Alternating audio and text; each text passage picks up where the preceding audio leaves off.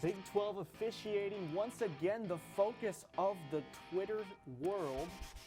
Iowa State taking on Texas this week. We're going to see how the Cyclones fare. We're going to preview that matchup for you.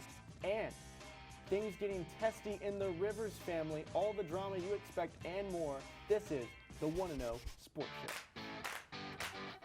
Texas finally 1-0, finally riding for the brand, although Tom Herman did say they were 1-0 10 times last season. Feinbaum, I'll give him like half a point. Dude, you like okay. Feinbaum way too much. Yeah, all right. I'm like you're I'm the Feinbaum of this show. By the way, that looks Ohio State. Is that an omen? Give me that Longhorn hat. Oh man! Hook him, baby. All right, he's pulling the torso.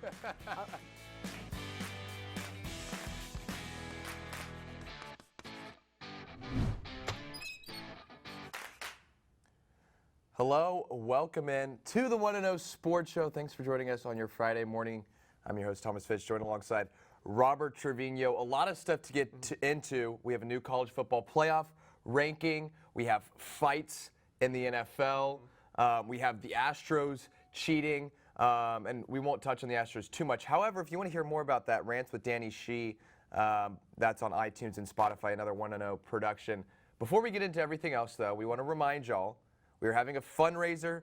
We are 25 years old as a student television organization. However, that means some of our equipment, 25 years old. So if you want to help support Student Voices, go to all of our social media pages, TSTV Sports, find the link, give us some money. Absolutely, we need that to keep producing the content that you see every week. Let's start off with some of that content. Get into how we always begin, Thomas. Who's hot and who's not? Who's hot for me? Evansville, freaking Illinois. This basketball school, I guess you could call them now, upsetting Kentucky.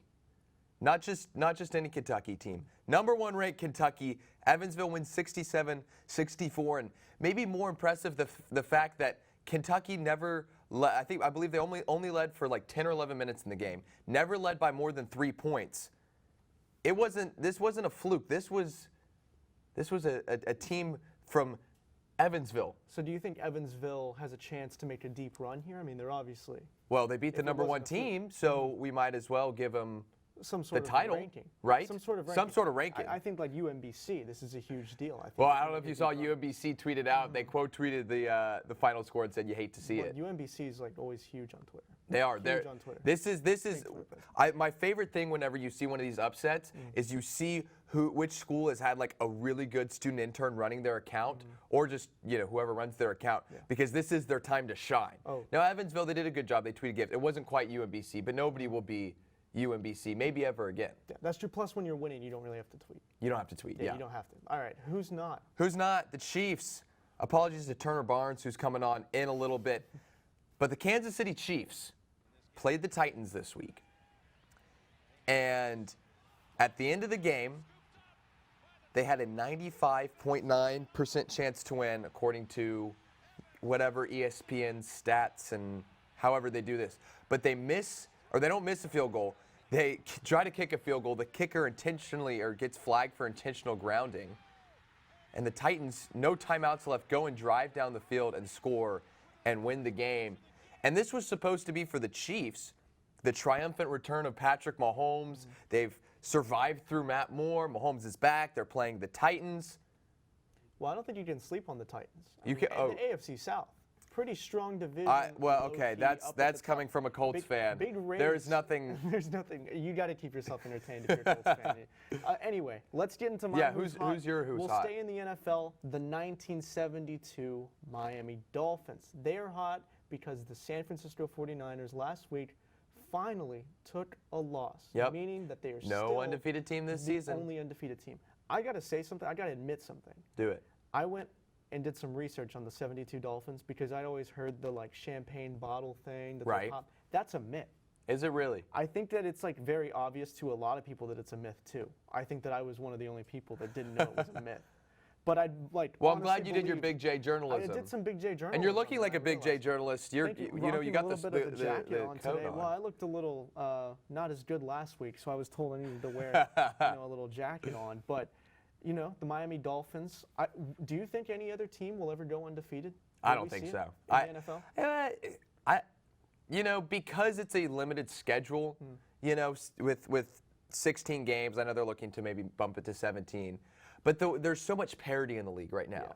In that, I mean, you look at the Patriots who have been dominant all season, and then they go to the Ravens, a team that, you know, on paper, yeah, Lamar Jackson has been playing, you know, incredible, but the Ravens lost to the Browns, you know, and then they beat the Patriots. So again, I think there's too much parity in this league for a team to go undefeated through the playoffs and win the Super Bowl. I think that's just a little too much and too much pressure. Yeah, like for the 49ers, you're just going to run into somebody like Russell Wilson, who's having a record. Now, I will say this, who is back, this goes off your who's hot, is NFL divisional rivalries, because I tell you what, I've missed having the Seahawks 49ers rivalry that we had a couple years ago when you had those two defenses, you have Pete Carroll, you have Jim Harbaugh, and now it's back. Yeah, a lot of like divisions are top heavy. I'm looking at you, the AFC East. Yeah. My who's not. Yeah, who's not? We'll get into another conference, the Big 12. The Big 12, OU and Baylor are their last hopes to get into the playoff. They are tied for 4th in all Power 5 conferences with the Big 10 in terms of appearances in the college football playoff with 3. Oklahoma has all of those 3. It's very plausible that Baylor wins this game, could knock Oklahoma out. If Oklahoma wins and Baylor maybe gets retribution in the Big 12 championship, the Big 12 could really kind of sabotage itself from getting a spot in the playoff.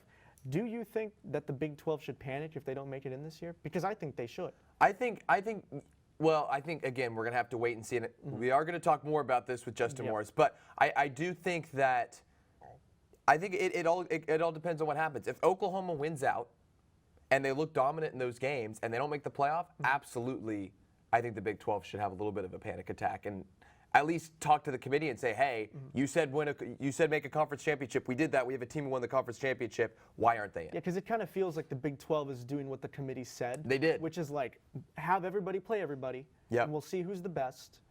But it's just the other conferences aren't following through, and now Big 12 is the one holding it back. All right, so before we get to some of our usual segments, we got to talk about this, the fight.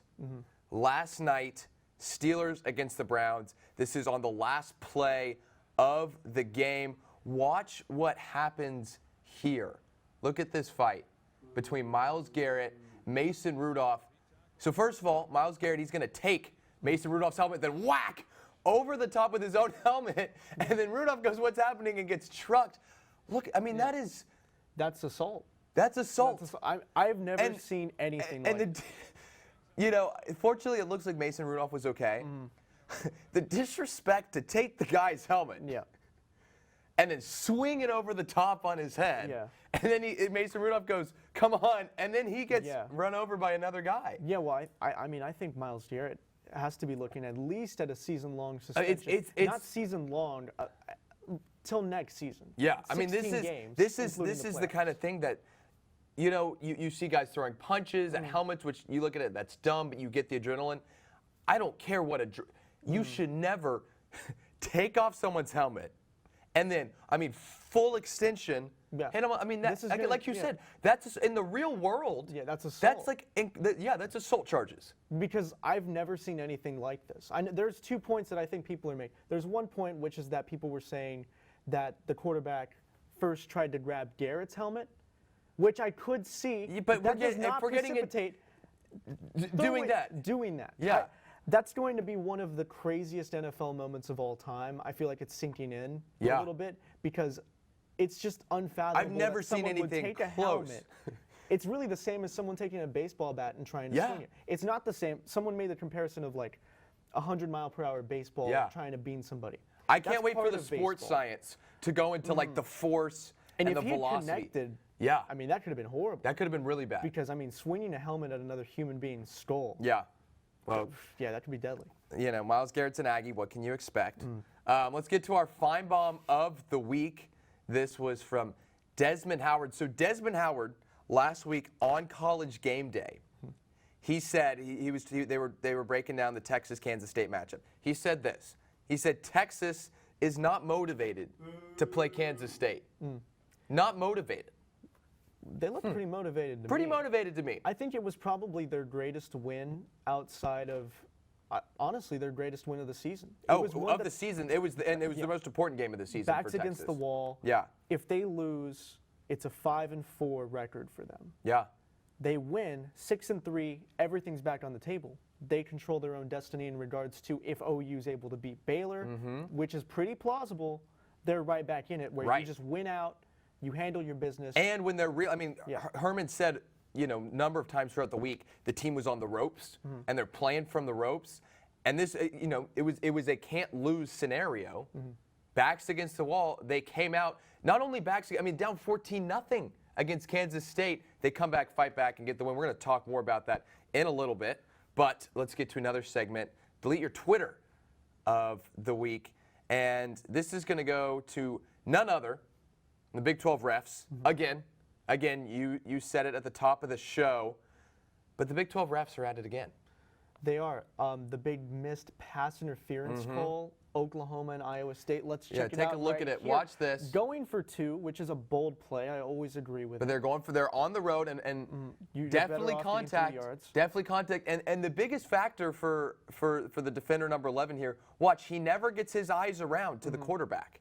And that's the problem. If you get your eyes around, you can escape with the fact that you were making a play on the ball. He just reaches his arm over the defender, and there's no call. And that's at the end of the game scenario. I get as a ref, you never want to say it comes down to a flag, but you got to throw a flag there. If they threw one in Ohio State, Miami in 2002, you can throw one here in week 9. Right. I think you're fine to do that. And there's a ref right there. It's a classic. Doesn't turn around. Gets his hand across the body. You got to make the flag call. And everybody on Twitter outraged about it. So, Big 12 refs, delete your Twitter.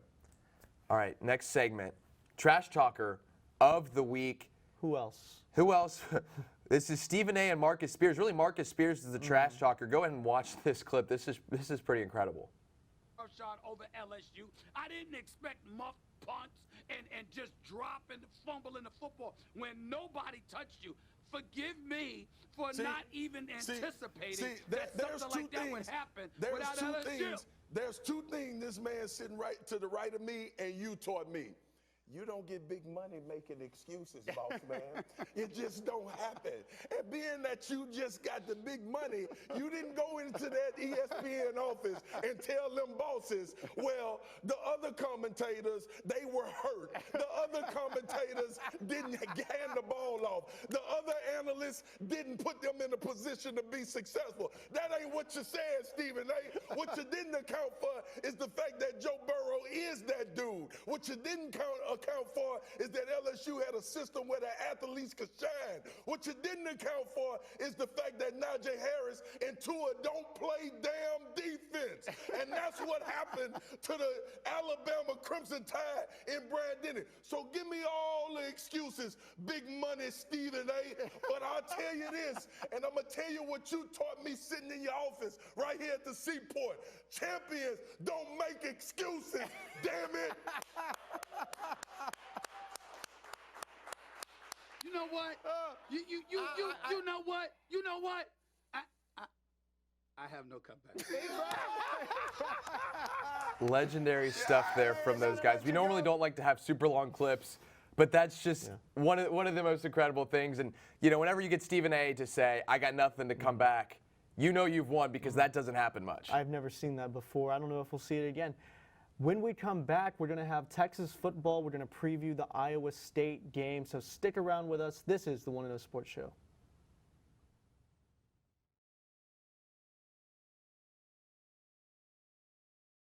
Welcome back into the 1-0 Sports Show. And let's talk a little Texas football breakdown. No guests this week, so it's just going to be me and you breaking down the team.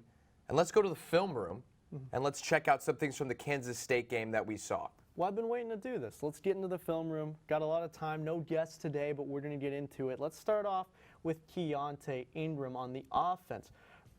Texas loves the RPO more than anything. And Keontae, what he adds is the ability when he's in the secondary to make moves like this. trucking guys over and getting those extra yards. He's the key. Now let's see another version of the RPO. The defender's going to have to choose. Ellinger had 16 touchdowns on the ground last year. He has to make that decision. Quick flip out to Keontae Ingram, and as I said before, he's able to get into that second level and make those moves. As we see here, he's got the speed. Great block from Brendan Eagles, by the way. You can see Fozzie right there in the screen. He made it in. Brendan Eagles with a great block. You got wide receivers that are pretty great in size. Yeah. They're making those good blocks. Keontae adds a lot to the offense. Yeah, and then what the running game opens up is the RPOs. And so you look at this, those three defenders there, they're going to read run. Watch that far linebacker. He's going to creep in. He's going to see that play action, and Duvernay's going to be wide open as we flip angles. And look at this, the little hesitation, Duvernay wide open across the middle of the field, and Duvernay, watch that, just turns on the Jets, picks up the first down and more. And then a couple plays later on the drive, this is again what that run opens up. The flea flicker finding Colin Johnson. Now, how is Johnson so open?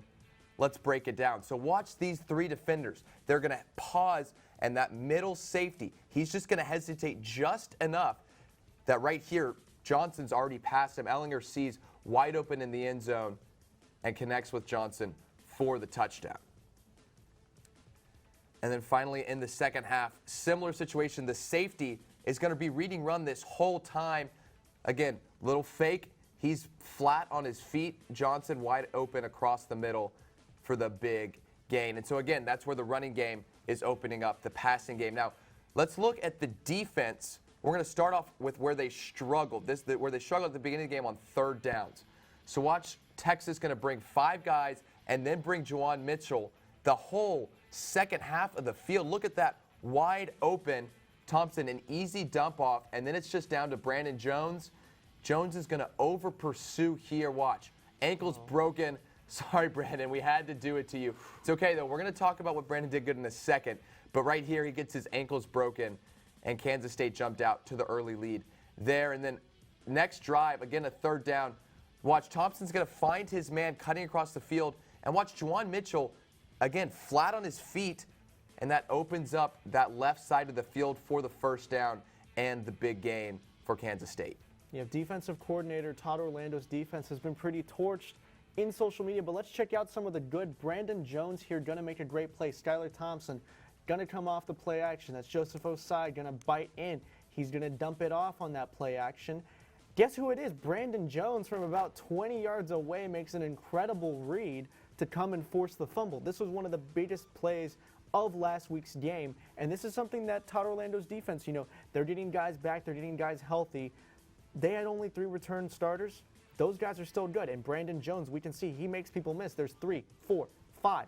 I don't know if we can count the punter coming in right here. I'm not sure if we can count him, but still, he made a valiant effort, and Brandon Jones still makes it. You see, Texas still has a bunch of blockers. He still has guys in front of him, and Brandon Jones just adds another level to this defense.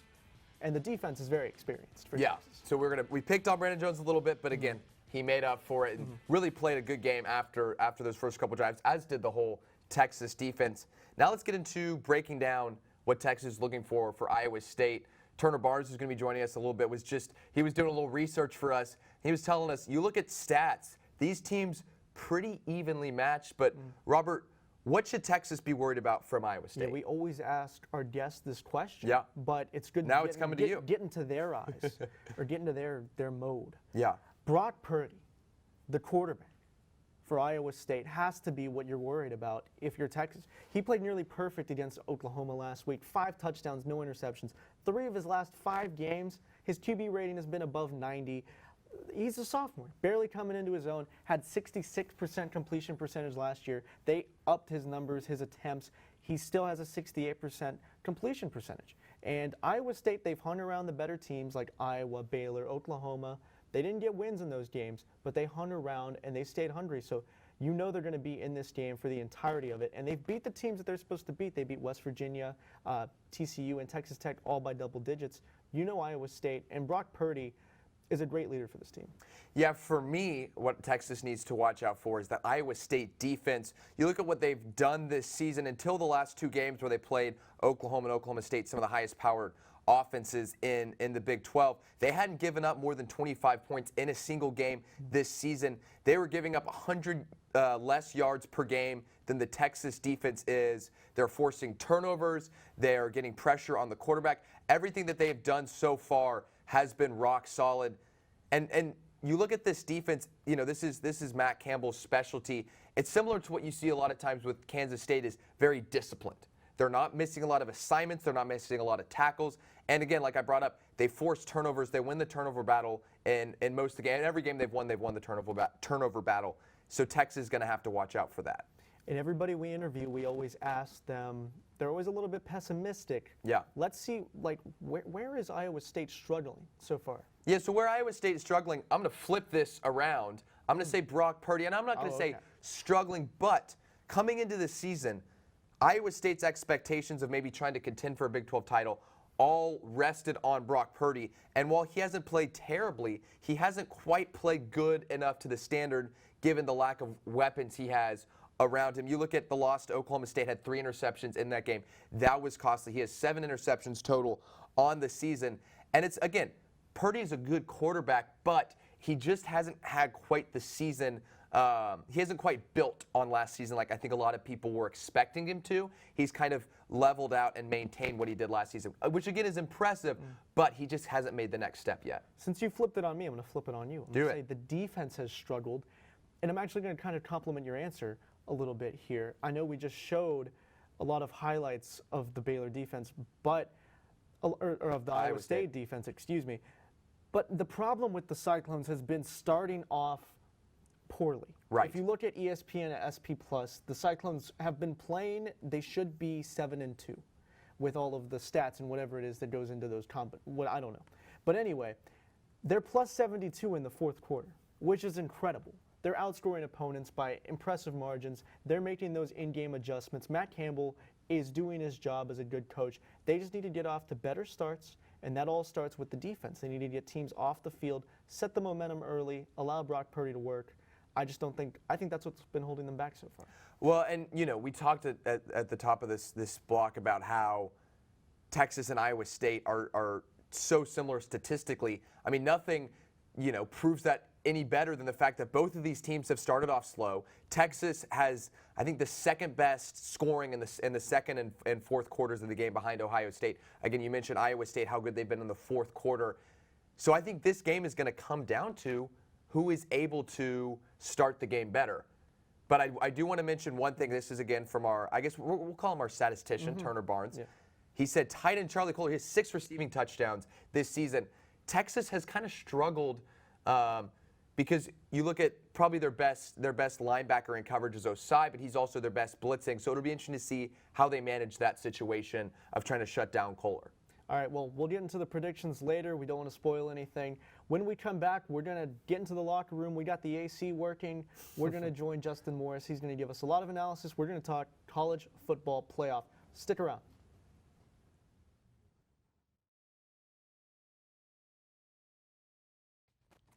Welcome in to the 1-0 Sports locker room. Now joining us, Justin Morris. We're going to be talking college football playoff. They released the new rankings on Tuesday, and finally we have some controversy because we have a top 4 team losing. Alabama loses to LSU. So jumping into the top 4 is Georgia. Alabama came in at 5. Give me your takes on that. I know a lot of people are saying this is the conference, the committee kind of giving a little alley-oop to Alabama. Yeah. If LSU beats Georgia in the title game. Yeah, and I think LSU just flat out dominated that entire game. I know they were able to keep it close towards the end, but LSU was just able to contain Alabama for almost that entire game. And the fact that they're number 5 right now, I believe, right? Number 5? Number 5. Yeah, and Georgia's number 4. This is just kind of, I saw a bunch of theories on RCFB and stuff like that saying, hey, this is the committee's way of saying, hey, we're going to get Alabama back in there. They're going to play LSU to finish off this. In the college football playoff, and I'm not too ecstatic about it. I think that Alabama should be a little bit lower, kind of towards number 6 right now. I don't think that Tua's playing up to the expectations that a lot of people had going for him. But he, remember, in the LSU game, did have at least an allegedly hurt, well, not allegedly, but we didn't exactly know what his health was on that ankle in that game. Yeah, definitely. But I think that overall, just this year, it's kind of been not to the level as people have been expecting him to. Just kind of given last season, just being able to dominate so much. So. Yeah.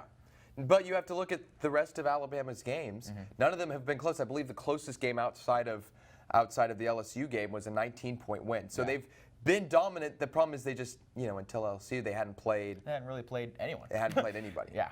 So they got Robert, a lot. They got a lot going. I agree. forward, Robert, too. what are your thoughts on this? Well, my thoughts on it, I think Alabama should definitely be ranked a little bit lower, but I can see why the committee has them at number 5. I'd personally put them at about 6 or 7. I think there's a couple teams down there that are better than them, but I think Alabama has a strong resume. Like you said, their other closest game was a 19-point win.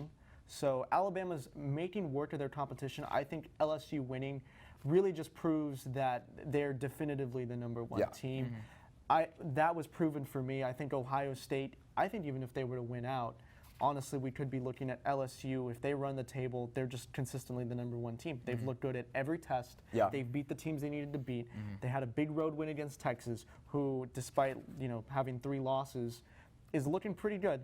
They're ranked. So they have this bevy of ranked wins, and I think this game said more about LSU and how good they are, and kind of how much of a sleeper Georgia is. I mean, they're ranked 4, and I feel like no one's talking about them. And I still don't think about them sometimes. But they're in right now. Well, that's a perfect segue because we're going to we sent out a poll. We got some questions from the crowd, and the first one came from recurring guest Daniel Shee at Daniel_Shee88. Danny's in the back. So he said, why is Georgia ranked number 4 ahead of one-loss Pac-12 teams? Meanwhile, Minnesota's 8 after beating number 4, their previous number 4, who the committee put at number 4, Penn State the week before. What do y'all think?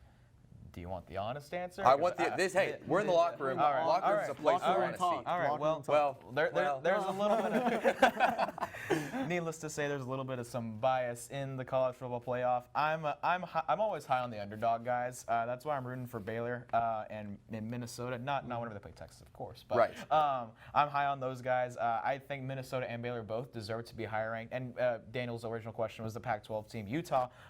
They definitely should be higher up. I would put them at that 4 or 5 spot personally over an SEC team like Georgia or Alabama. Utah's 1 loss. Do y'all happen to know who? But it wasn't. I believe it was in conference, so and that's a tough conference. As is Pac-12 is notably for. They're all pretty evenly matched. Yeah, there's a lot of parity there. Yeah, exactly. Yeah. So that's what I meant by that. So it's tough to see teams like Utah, Minnesota, Baylor not higher up where I personally believe that they deserve to be. So. Well, Minnesota, they're undefeated, but the teams they've played, they need to stay undefeated. A lot of their non-conference wins don't match up with a lot of the SEC. I mean, LSU playing Texas. Alabama, they play nobody, but they still win. But they the win games a lot that bigger they win. than Minnesota won they in win those the games. games. And Baylor. And you can say the same with Baylor beating Rice by 8. Yeah, Baylor beating Rice by 8, and then Texas Tech. Still, Tech to in this triple day, overtime, TCU in triple to this overtime. day, the refs really helped out Baylor a lot there, and they've been skating by. It's like every week I'm like, this is the week Baylor's gonna lose, and they just Team of scrape Destiny? by. They are the team of destiny, but the team of destiny has to prove me wrong by going out and winning all of those games. I don't rank a 16 seed number 8 just because they won a couple games. Yeah. So I think they're appropriately ranked. Would I put them a couple spots higher than maybe Baylor at 13? Yeah. Probably maybe Going down a Baylor at rank after 9. winning. Yeah, Baylor maybe at 9 or 10. But I kind of like the idea that even if you win, you're not necessarily going to stay or move up in the rankings. And ultimately at the end of the day, we know that the season isn't over. Baylor has their chance. If they beat Oklahoma, everything changes. They get moved up. That's such a quality win for them. They win out. They control their own destiny. Yeah, and I think that applies to those other teams too, Minnesota and Utah as well. They still have plenty of games going in. Right, Minnesota's going to have to, if they want to have a chance, they're going to have to beat Ohio State. Yeah, they're going to have to beat Ohio State. They still have to play Wisconsin too at the end of the year. So, both of those teams are prone, and Utah as well, they're prone to getting into their championship games for their respected conferences. So, I think that that's a good bolster to put those teams in the top 6. Yeah, but for me, it comes down to the eye test. Okay, you look at, first of all, I had been selling Penn State all season. I didn't think they were that good. I didn't like that they were number 4 in the previous rankings. Me neither. I personally, I still have Alabama in my top 4 because they're a better team than Georgia. Nobody can. I think a lot of people might say that you should put maybe a Pac-12 or a Minnesota or a Big 12 team in over Alabama. But Alabama's played better than Georgia.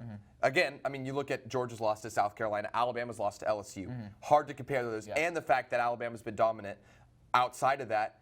But even comparing Alabama to Oklahoma or Minnesota or Utah. I'm going to leave out Oregon because I think Oregon is the most talented of the Pac-12 teams and of the other teams that aren't in the top 5. Alabama's a better team than any other team outside of the top 5, and has as good of a better shot at winning than anybody else outside of the top 5, which is why I believe they should be in the top 4. Okay. Well, I think Oregon has a great chance. I do agree. Yeah. I mean, their We're only loss missing out was Oregon to as Auburn, well. but Yeah. Was to Auburn, and at the beginning of the season, as the committee has shown us, they're not going to count off too much for scheduling a good opponent at the beginning of the season and not winning. Yeah. All right, so our next question comes from former TSTV member, TSTV sports legend, Steve Helwick, and his question is, who will be the ACC Orange Bowl bid, assuming that Clemson wins out and makes it to the college football playoff? It's got to be Wake Forest. They're the number 2 team in the ACC, in the ACC. But Steve kind of talked about in this question. You're going to put a 4-loss team in the Orange Bowl. Wake Forest is nowhere near the. Like I said last time I was on, it's Clemson. It's the rest. It's of the everybody ACC. else. I agree. So you're putting in that team. That's just kind of the way that the bowls work because of that stuff like that. Does another team, like maybe an at-large team, are they better suited for a bowl like that? We can make that argument, but that's not the way that bowls work. Well, that was how Texas made the Sugar Bowl. Yeah, That's what I was exactly. going to say. Yeah. I was like, it would be very ironic to sit up here and say, like, Yeah. this 4-loss team shouldn't be in. It's like Texas But making the Sugar Bowl. Yeah, but you're playing in a Power 5 conference. You're you're Wake Forest. You're playing against really good teams throughout your season long. And if you're able to be the second best team in your entire conference, why not? More power to you. So. Well, I'm going to disagree with you here just because Wake Forest in the same division as Clemson, so they aren't going to have a shot at the ACC championship game. The 2 teams I'm looking at is Virginia or Pitt. Pitt just got overtime win against North Carolina last night. Virginia's looked decent. Both those teams have looked decent. Neither team have looked great, but I think it's going to be one of those teams. It's going to be whoever makes it to the ACC championship and loses to Clemson. That team, I believe, will make the at-large Yeah, I bid. think it's going to be Virginia. I think they're going to make the run out of the Coastal, and I think they're going to be the ones to take that 30-point defeat to Clemson. But I don't know. I like Virginia right now. All right, so let's take another question from Steve. He said Baylor's ranked 13, but is it hypocritical for the committee to put Baylor at 13 and then rank teams that Baylor has beaten, Kansas State and Oklahoma State, have them in the top 25 as well? A little bit, I think so. Kansas State and Oklahoma State, they're 2 3-loss teams. I don't really think that they deserve to be in the top 25 right now. I think there's a bunch of other teams out there that are playing really well that aren't quite there in the top 25 just yet. And it's kind of a spit in the face whenever you see stuff like that. You're beating these 2 teams, and then they're still ranked in the top 25, and you're still ranked 13. There's a 10 rank difference. That's kind of a spit in the face to me. I don't really agree with it, but like I kind of said earlier, that's just kind of the way the CFP works. Yeah, So. I would take a flyer on Kansas State. I think they've looked impressive all year. Skylar Thompson, they've been everything that I expected Iowa State to be.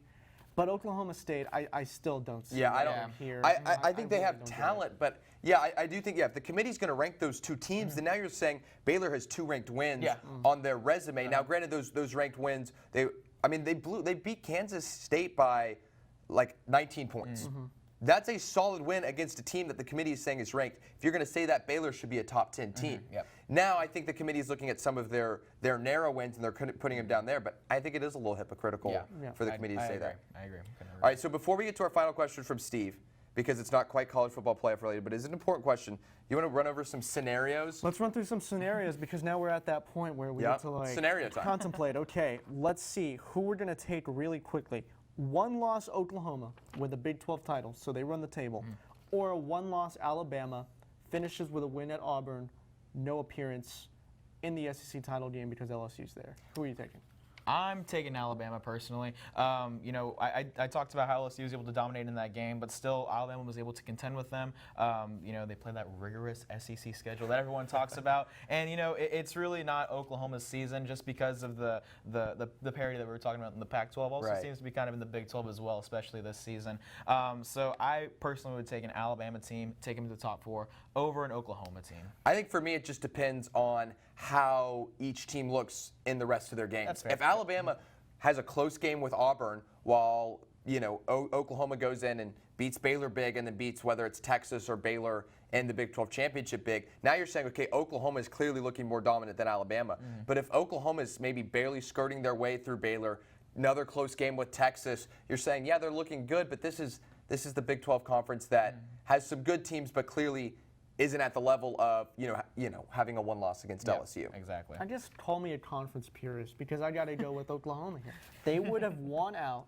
They would have gone through one of the more rigorous schedules in the Big 12, with their one loss being to a Kansas State team that turned out to be pretty good, and the committee thinks so too.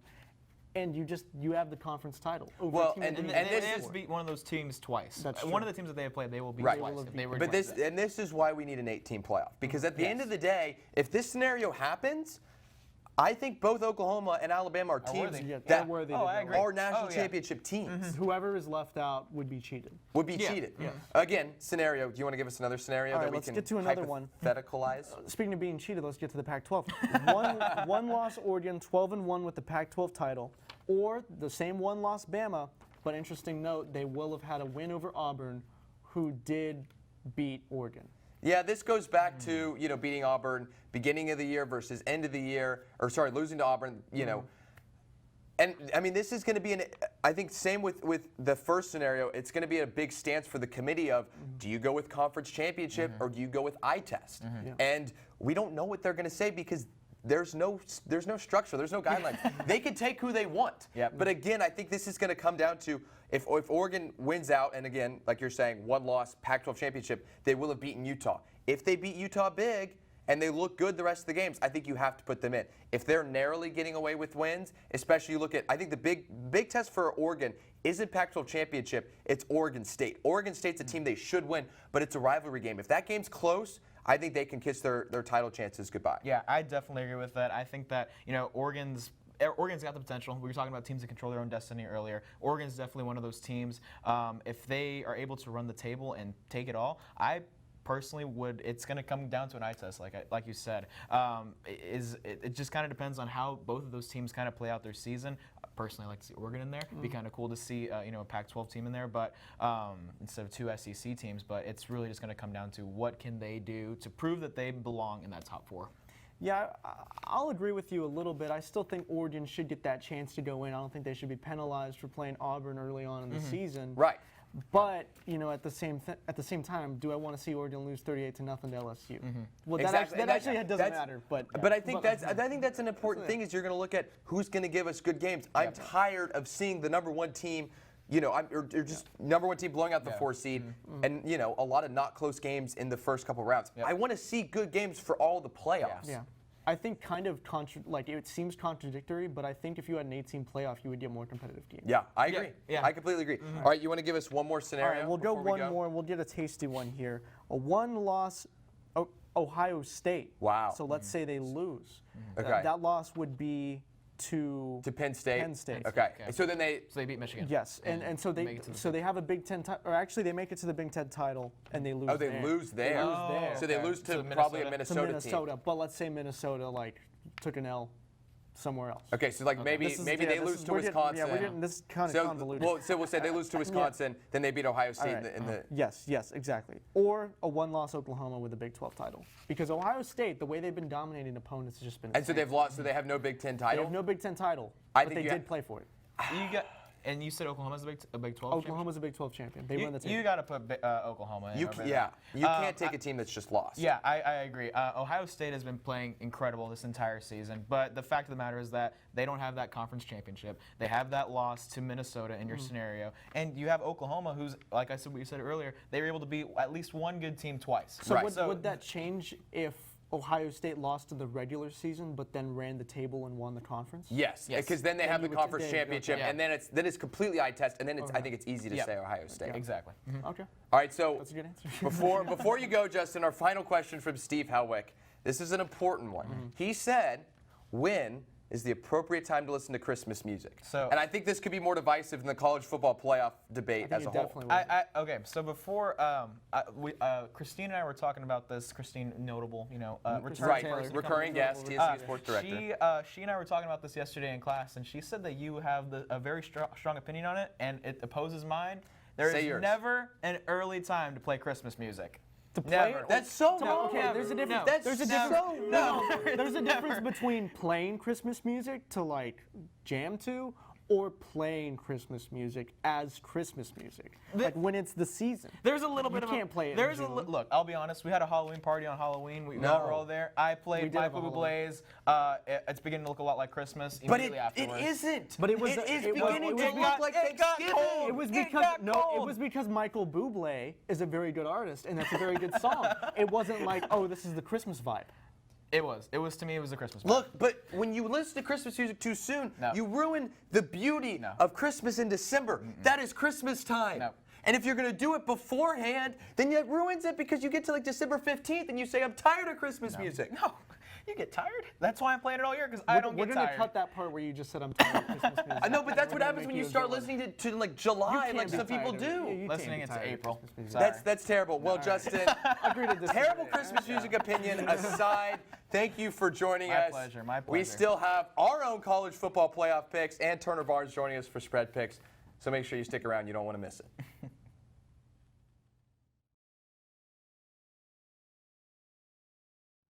Welcome back into the 1-0 Sports Show. Thanks again for joining us on your Friday morning. And let's not waste any time. Let's get to the best thing we saw on Twitter this week.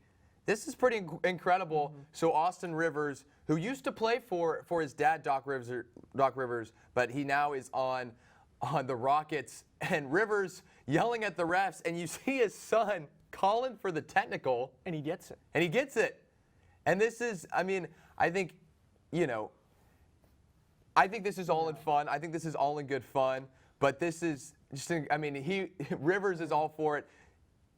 My favorite people are the people who are tweeting out, it'll be a great Thanksgiving there at the Rivers household. It is, and You Rivers see him, himself, he says, call me. Yeah, It'll be an Rivers interesting himself conversation. acknowledged it later. It is going to be an awkward Thanksgiving. Ultimate betrayal of a father from a son. But I think that's just what you got to do. Well, that's what you have to do. That's what you got to do. You Yeah. have to call for the tease. All right, so let's get to our fantasy football start and sit. Robert, you got him in this week, and I got him in Go this ahead. week. Who's We got the starting? names on there. Who should start? I think you should start Josh Allen, quarterback. They're playing Miami. Had 5 total TDs against them last year. Yeah, and has played good this year, and he has the benefit of using his legs a lot. For me, it's going to be Terry McLaurin because the Redskins are playing who? The Jets, which means no. I'm not going to spell it defense. Start Terry McLaurin. All right, for my sit, I'm going to say D.D. Westbrook. It's going to be his first time with Nick Foles since week 1. Jags have a lot of weapons. I think they're going to take away a lot of his touches. They play the Colts, been pretty good on defense. Wouldn't take him.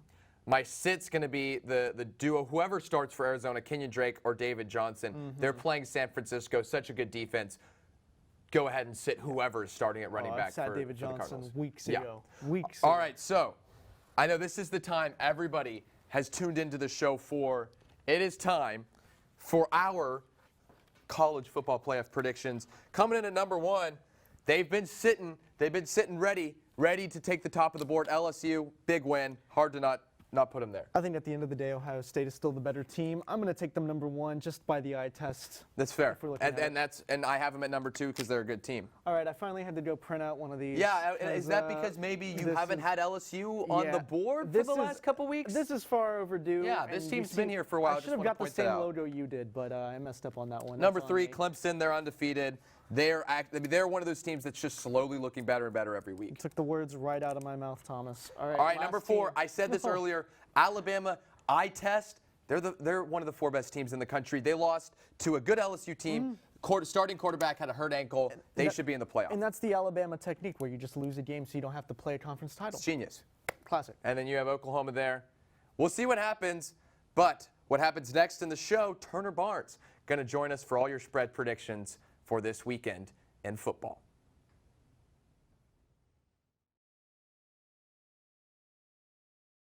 Welcome back in for the last time today to the 1-0 Sports Show, joined by Turner Barnes. Now, before we get into our 10 predictions of the week, let's update you on the score. Thomas is running away with it now. Yeah. Pretty close week just last week, but if you look at the overall, he's up by 12 wins, meaning that I'm going to have to do something crazy. Is it the right way to play? No. Is it the way to win? are you just gonna pick against every pick I make? It depends, but I really genuinely think you're wrong. So let's get into All right. this. Well, before that, Turner, who you're contending with, Matt went 5-5 last week, but again, nobody has topped James Nobody Grant. has topped James Grant. if you're He's watching 8-2. this, man, I don't know how you did it. All I don't right. know how you did it. We love James. James. Yeah. Coming for you. Doing a little James impression. Yeah. That was good. That was good. All right. All right, so we're starting off number 5, Alabama. right. Off the loss, Tua, not sure if he'll be starting. His a little bit of ankle soreness. 19.5-point favorites at Mississippi State. You go ahead. You go ahead. No, You I guessed. mean, Bama's coming off a tough loss to LSU. They're going to destroy Mississippi State. Look for like 40-point game. Nick Saban's not going to take his foot off the pedal. This is going to be a blowout. Yeah, this is one of those where I'd be like, well, maybe, but it's Nick Saban. Yeah. Bama. Yeah. I agree. Yeah. You said you were picking against me every game. Not this one. Everybody's Bama. But Mississippi State is just not a great team this year. And again, Bama's mad. They're going to get a big I win. can't reverse you if I go first. Yeah. So we'll see how that works. All right, Oklahoma State, number 22 in the country somehow. 17.5-point favorites against Kansas. Who do you have? Okay, I'll go first. Rock Chalk, Kansas, not going to lose by 17.5 points. They're going to lose by less than that. All right, you're at home Yep. in Lawrence, so that's a big home field advantage. So maybe it's a one-touchdown game. Rock Chalk all Well, I day. know. I mean, tell you what, when you're having to play in front of all 200 fans, Yeah. that's a scary Yeah, environment. absolutely. But I agree with you. Good pick. Rock Chalk. Kansas, they don't win, but it's going to be closer than 17.5. What Carter Stanley's doing there is pretty impressive. Puka Williams, too. Good offense. It'll be closer than people think. Kansas is doing okay, but I think this is the one week where they're going to sit back a little bit. Oklahoma State has a great offense. They're going to get it going. I got Oklahoma State. All right, number 3, Clemson. This is a huge spread, 34.5 against 7-2 Wake Forest. I've picked like some big spreads before, and I've been wary of them because they never pan out for me. But I'm going to take Clemson here. Wow. This is Wake Forest, man. I think they're going to dominate. They have something to prove, I think, to a lot of the country that says they don't deserve to be here because the ACC is weak. They're going to tune up this game, win by 40. Yeah, I mean, this is a huge spread, but if you asked me 2 weeks ago, I'd take Wake Forest to cover, but Clemson's looked really good. Wake Forest just lost to Virginia Tech. Not a great look for Wake Forest. So I'm taking Clemson to win big. Not so fast. Look, Wake Forest at 7, they may be one of the worst 7-2 teams in the country. They Baylored their way to that 7-2 record. 34.5, just too many points for me. I got Wake plus 34.5. All right, he has trouble with the snap game. Michigan, 13.5-point favorites versus Michigan State. Who do y'all have? I got Michigan, 2-touchdown game. Michigan State has not looked good this year. And I've been pleasantly proven wrong by Michigan. They're not as bad as I said they were going to be this year. So give me Michigan to win by 2 touchdowns. So here's a fun stat for y'all. Every game that we've picked that's been Michigan related this season, I've been wrong, whether I've picked for them or against them. So it doesn't matter what I say. Robert, pick against me this game because I'm going to be wrong. Stat. Yeah. That's a detailed I'm going with Michigan State, though. I don't think Michigan State's that good. I don't think they win the game, but I think the defense slows it down enough that it's a little closer than 13. All right, when your opponent says fade me, I'm going to fade you, Thomas. I'm picking Michigan here just because you picked Michigan State. So I don't like to pick Michigan. I'm picking Michigan here. All right, number 16, Notre Dame, 6.5-point favorites at home against number 23 Navy. They jumped into the rankings. All right, you didn't write your pick down I here, didn't. so I'm a little bit confused. I'm going to take Notre Dame, though. I really think they're going to win. I think Navy, I don't know. I think Notre Dame's just been rolling. I mean, they had a good game against Georgia. Notre Dame has played pretty well, but I'm going to take Navy. So I think they're going to win outright on this one. Navy's the kind of team that can upset anybody, and they've looked really good this year. So I'm taking Navy for this one. Navy is one of those schools that they just find they have little ways to get into the game. I still think Notre Dame wins. I think 6.5 is too much. I didn't put in a pick because I think it'll be very close. Yeah. But I'm going to go Navy in this one. All right, we're halfway through. Number 20, Iowa, 3-point favorites versus number 8, Minnesota. Everybody's darling. No. Who do you have? Minnesota. Minnesota? PJ Fleck's got this team rolling. They're going to win. It's upset season. Iowa winning outright in this game. Wow. Whoa. Easy one for me. That boat taking is going all the Minnesota. way down a waterfall. This is going to be easy. Minnesota is going to win this game. Yeah. No doubt. Yeah. All right, number 4, Georgia, 2.5-point favorite, traveling to Auburn. Not Bryant-Denny Stadium, Jordan-Hare Stadium. I'm surprised. I see, I've seen a lot of people pick Auburn. I go Georgia here. They're the number 4 team in the country. They've been rolling. They had that slip up against in the SEC, but I think they're going to keep it rolling. I think they have a great chance to win out here. at least to the SEC title game. I'm going Georgia. I think that if this is in Georgia, I'm taking Georgia in a close game. I like the spread. It's going to be a close game, but you're in Auburn. It's a tough place to play, so give me War Eagle. Good pick. Funny things happen at Jordan-Hare. Auburn's going to win this one. All right, Oklahoma at Baylor. Huge game. Game day game. Oklahoma is 10.5-point favorites. Who do you have? I'm going to take Baylor to cover. I think Oklahoma wins this game, but Baylor's been supremely lucky all season long. Don't know how this has happened, but I'm taking Baylor. Yeah, I same thing. They cover, they don't win. Yeah, I'm going to take Oklahoma here. I think they're going to definitely cover. Wow. Baylor, pretty overrated. Should have lost to Texas Tech. They're going to get exposed. You're doing a pretty good job opposing me. I really genuinely believe in all these picks. So here we have, Because you don't this believe is in the them. next game. Our game, Iowa State, 7-point favorites at home in Ames. Not a night game, but in Ames against Texas. Texas 7-point Cold underdogs. weather game, by the way. I don't believe it. I think Texas is going to win outright. I got the Longhorns. Give me the hat. Where's the hat? Hook 'em horns. Here's one thing I know about Texas. Every game is close. If you have any spread over 7 points either way against Texas, I'm picking against it. I think Texas wins, but 7 points, it'll be way closer than that. All right, Rams versus Bears Sunday night game. Rams favored by 6.5. Who do you have? The Rams have looked not great this year, but the Bears have looked even worse. Give me the Rams. This game is going to be close. It's two teams who have kind of struggled, two defensive teams. It's going to be ugly. It's going to be close. So take Bears plus 6.5. Jared Goff is going to prove to the nation that he can play one good game of football. I'm taking the Rams here. Well, Robert, you certainly, I think all but one, I think every game All with but the Bama, Alabama yeah. game all but I'm Bama. all is in. different. So I'm we'll all see in. what Push happens. Pushing chips to the We'll middle. see. And Middle of the all table. in. Turner's going for that James Grant. I'm coming for you, title James. spot. But thank you for joining us if you tuned in here on your Friday morning. Remember, horn raiser going on. Go to our social media pages. Give us that money. Hashtag TSTV25. Look for those and help support student voices.